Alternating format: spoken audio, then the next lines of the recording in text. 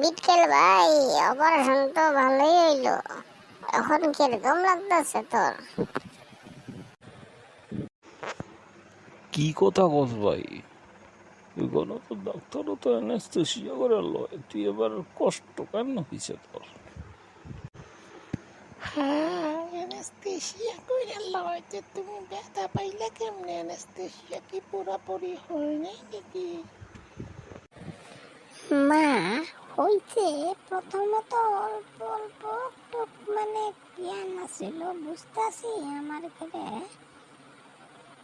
এই যে সব ডাক্তাররা কেচি কুচি লইতাছে, আওয়াজ ওয়াজ পাইতাছে, এরপরে আর কিছু কইতে পারি না। ও আচ্ছা বিটকেল, তুই জানোস নি তোর পেটে বোয়াল মাছ ঢুকে নাই, তো ইলিশ মাছ ঢুকছে। তারপরে ইলিশ মাছটা কি করছে জানোস নি? ডাক্তারে সুজা তার বউরে ফোন করছে, ফোন করে ডাক্তার আইছে।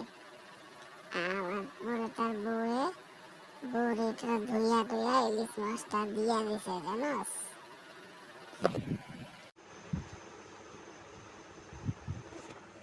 এটা কি করে ভাই?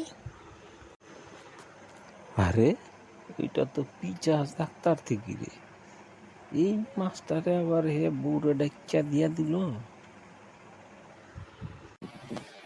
হ্যাঁ রে, পরে অপারেশন তো হইল, তারপরে ডাক্তারের লগে আবার আমার দেখা হয়েছে, তো প্রেসক্রিপশনটা লইয়া গেছিলাম ডাক্তারের কাছে, কইলাম কবে সেলাই কাটবো বইগুলো জিগাইতে, বুঝছস? তারপরে ডাক্তারে কইলো আরে কইও না, তোমার বন্ধুর পেটে যে বড় একটা ইলিশ মাছ।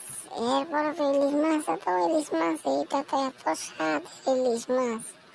আমি তো এটা আমার বড় ডেকে এনে দিয়ে দিছি, তারপর এটা নিয়ে রান্না ঠান্ডা করলো, খাইলাম। আবার ইলিশ মাছের পেটের মধ্যেও ডিম, আরে সর্বনাশ। তারপরে ওইটাও খাইলাম। বউ তো ইলিশ মাছ পাইয়া কি খুশি, বাপ রে বাপ। কি করছে ডাক্তাররা? তো ধরতে লাগবো ইলিশ মাছের দামটা তো ডাক্তার থেকে লইতে লাগবো। দর্শক শ্রোতারা, ভিডিওটা যদি ভালো লাগে লাইক এবং সাবস্ক্রাইব অবশ্যই করে দিবেন।